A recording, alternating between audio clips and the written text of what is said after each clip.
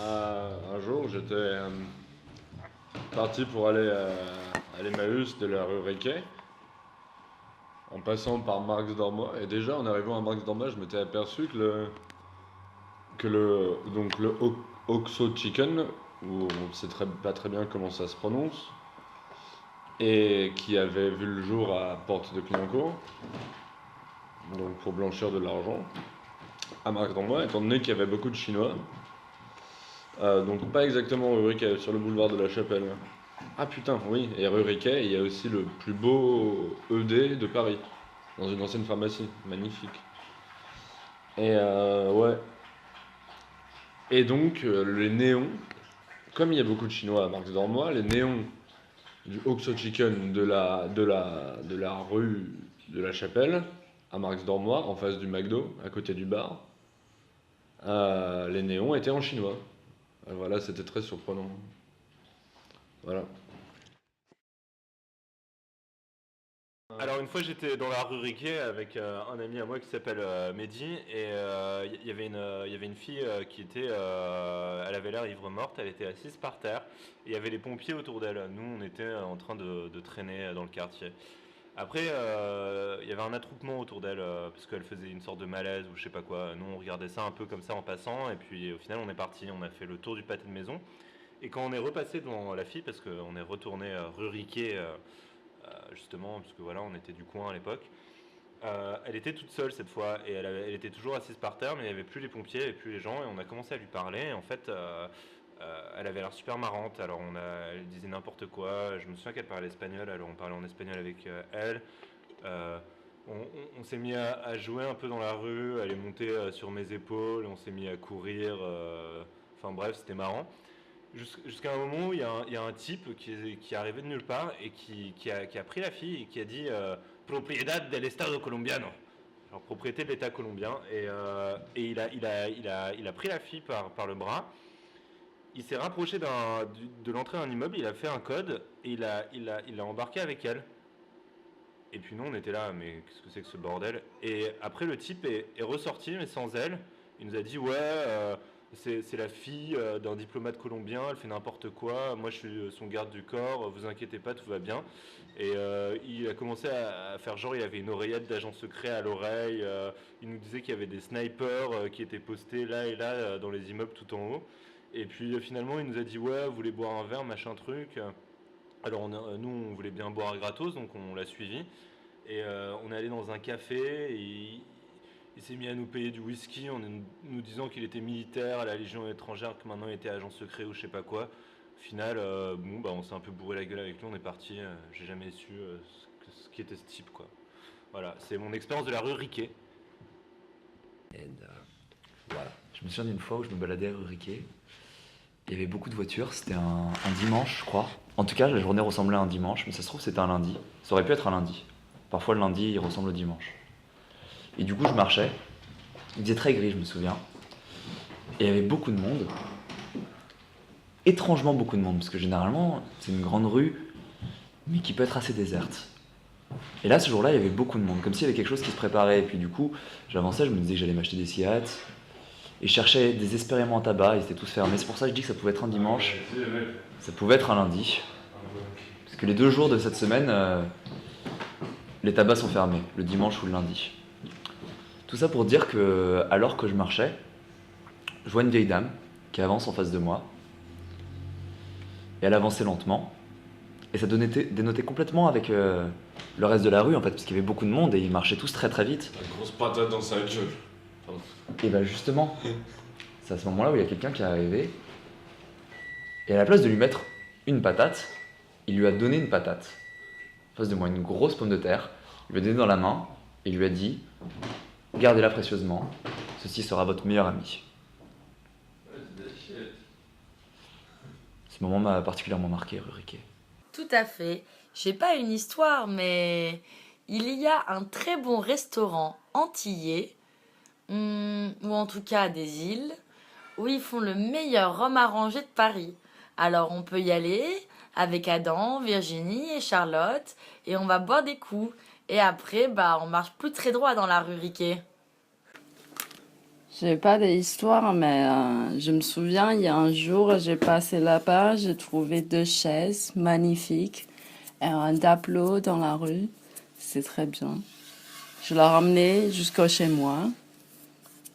Je suis très contente.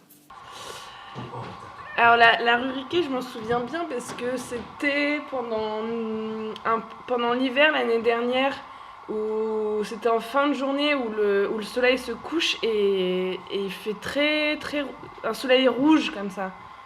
Un ciel rouge plutôt. Et au moment où je tourne dans la rue de Riquet, donc là, bam, un accident entre une voiture, un vélo. Et en fait, c'était une voiture rouge qui était à un feu rouge. Et le vélo rouge rentre dans la voiture rouge. Donc, un gros bam de couleur rouge s'est étendu devant moi. Je prends cette rue en fait le plus souvent quand je vais à l'espace 104 pour des concerts ou des expositions. Donc je m'arrête à la rue Riquet et je prends la rue qui passe par le croisement avec la rue Tanger. Je me souviens d'ailleurs, ça devait être autour du jour de l'an. Cette rue-là, j'étais en train de marcher avec un ami italien, Arslan. Et sur le balcon et dans la rue, il y avait une sorte de bataille de feux d'artifice entre des enfants. Et quand ils nous ont vus, ils ont commencé à nous viser avec leurs bâtons de boules de feu.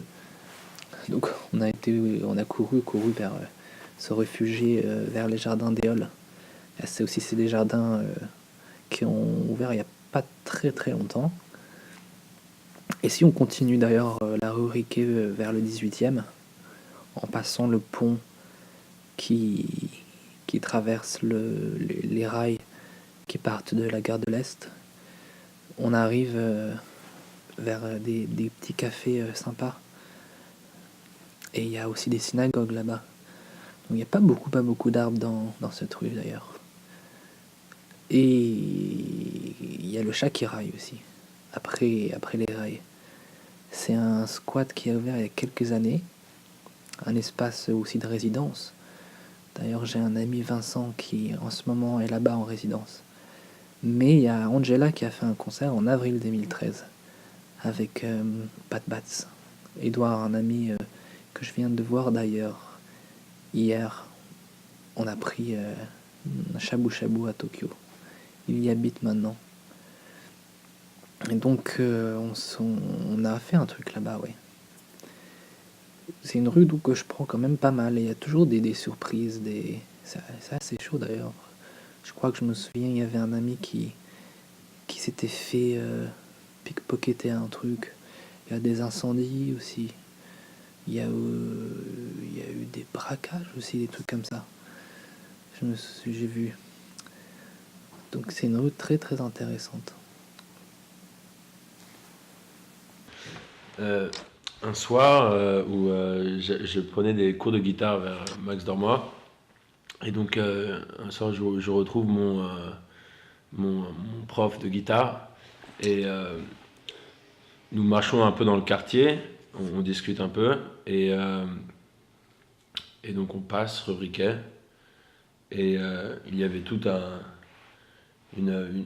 plein de mecs alignés le long de la rue et ils nous regardaient un peu d'une manière douteuse. J'étais petit et fragile et je me sentais petit et fragile et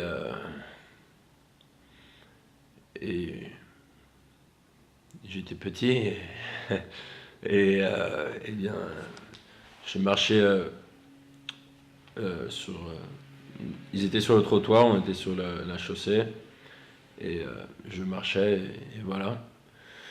Mais après une fois que j'ai fini de parcourir cette rue, j'étais assez ravi d'avoir fini de parcourir cette rue. Et voilà. J'ai arpenté cette rue des centaines, des milliers de fois. Souvent dans le froid d'ailleurs. Je me souviens de ma tête baissée et de mon manteau que je serrais au plus près de ma silhouette pour capturer la chaleur. Ce qui m'a toujours surprise, c'est le volume sonore. Elle peut être à la fois très bruyante, comme quand le 18e arrondissement et le 19e s'affrontaient sur le pont surplombant les rails et que je promenais mon chien entre deux bandes armées de bâtons sans jamais avoir de problème. Et puis ce silence, toujours sur ce pont de la rue Riquet, où le vent te gifle tellement fort qu'il est impossible de rester trop longtemps. Je me souviens d'ailleurs de toutes les séances photos auxquelles j'ai assisté et qui ont dû illustrer pas mal de dossiers de presse ou d'albums dont je n'ai jamais entendu parler. La rue Riquet a un visage dur, silencieux, mais elle représente une facette de la ville que personne ne veut voir, un espace de champ de possibles utilisé comme tel par les gens qui l'habitent.